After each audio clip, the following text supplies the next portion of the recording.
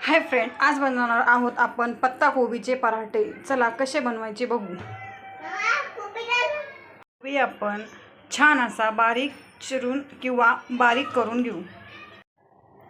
अशा प्रकारे आपण सगळा कोबी हा बारीक असा छान कापून घेऊ। अशा प्रकारे आपण सगळा कोबी बारीक चिरून घेतला आहे। त्यानंतर कोथिंबीर आणि एक बारीक चिरलेला कांदा, वाटण्यासाठी लसूण, हिरव्या मिरच्या, जिरे। आता आपण हे बारीक करून घेऊ। आपण हे 3 वाट्या गव्हाचं पीठ घेतलेलं आहे। गव्हाच्या पिठामध्ये हे अर्धी व 1 वाटीला थोडंसं कमी डाळीचं पीठ म्हणजे बेसन पीठ टाकून घेतलेलं आहे। आता आपण हे वाटलेले लसूण, जिरं, हिरवी मिरची, लाल मिरची पावडर, हळद आणि थोडीशी धना पावडर यामध्ये मिक्स करून घेऊ।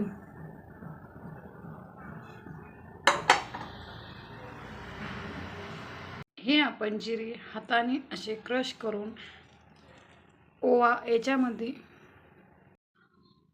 पण याच्यामध्ये टाकून घेऊ।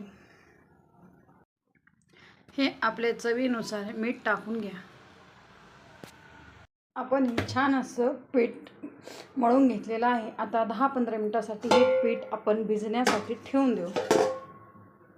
10 मिनिटांनंतर आपलं पीठ हे असं छान भिजलेलं आहे। आता आपण याचे पराठे करू। आपण एवढ्या आकाराचा गोळा घेऊ आणि तो छान असा लाटून घेऊ। तुम्हाला पाहिजे तो आकाराचा गोळा तुम्ही घेऊन पराठे बनवू शकता। हे पराठे पिठामध्ये असे डीप करून घेऊ।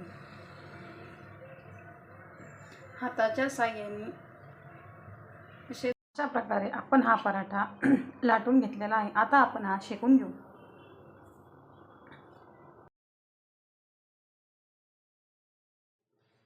अशा प्रकारे छान आपला पराठा भाजलेला आहे। अशा प्रकारे आपण सर्व पराठे भाजून घेऊ। आपले सर्व पराठे बनलेले आहे। आपण हे पराठे दही किंवा चटणी सोबतही खाऊ शकतो। चॅनलला लाईक करा, सबस्क्राईब करा।